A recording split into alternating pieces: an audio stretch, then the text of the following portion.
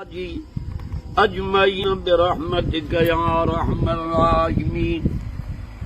अल्लाह से फरमायो सब ते फना मुंहिंजी ज़ात खे बका।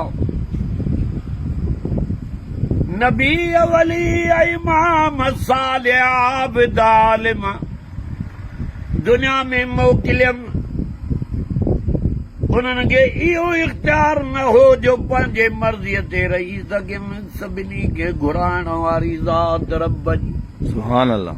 नबियनि खां रब पुछा कंदो आहे तव्हांजी मर्ज़ी जे हेॾे अचणु चाहियो।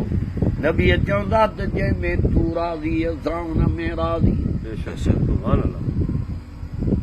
ओ दुनिया में रहण वारो, हे 4 ॾींहं दुनिया जी हयाती दो मूंखे राज़ी कयो। केरु रहियो आहे त तव्हां रहंदव? फरमाई अल्लाहु ला इलाहा इल्ला हू अल हय्युल क़य्यूम। मां ई तव्हांजो महबूद आहियां, सदाई जीअरो आहियां।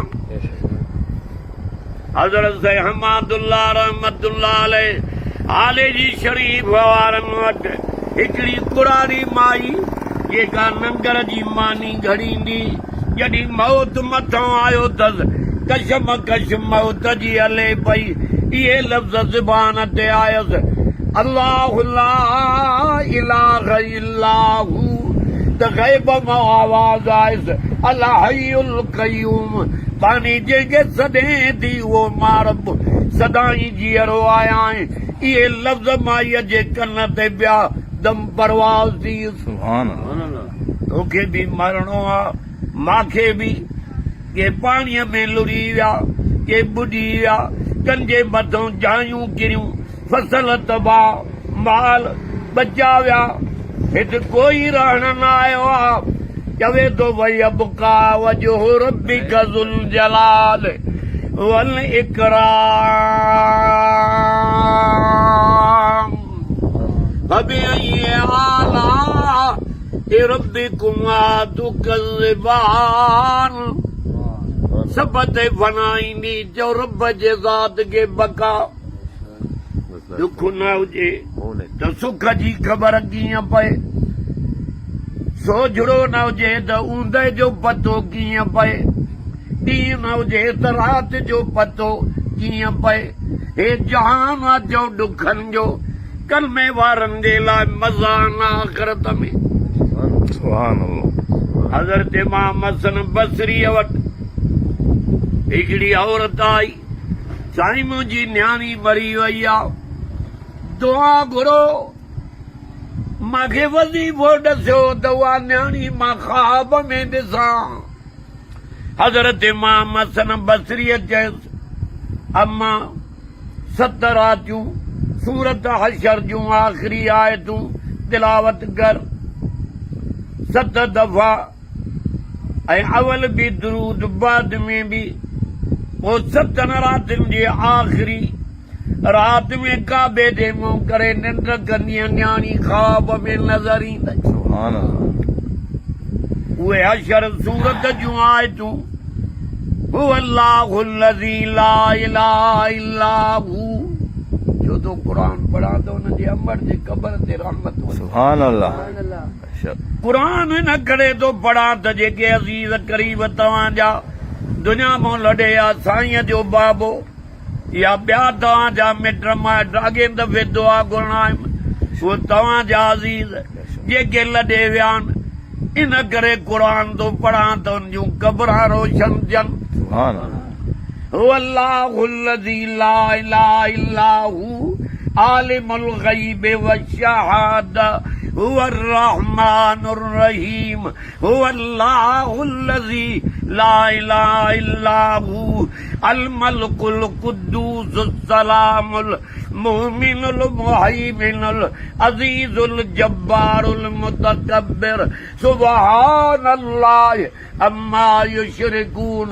हुवल्लाहुल खालिकुल बारिउल मुसव्विर लहुल अस्माउल हुस्ना युसब्बिहु लहू मा फिस समावाति वल अर्ज़ व हुवल अज़ीज़ुल हकीम। सुभान अल्लाह।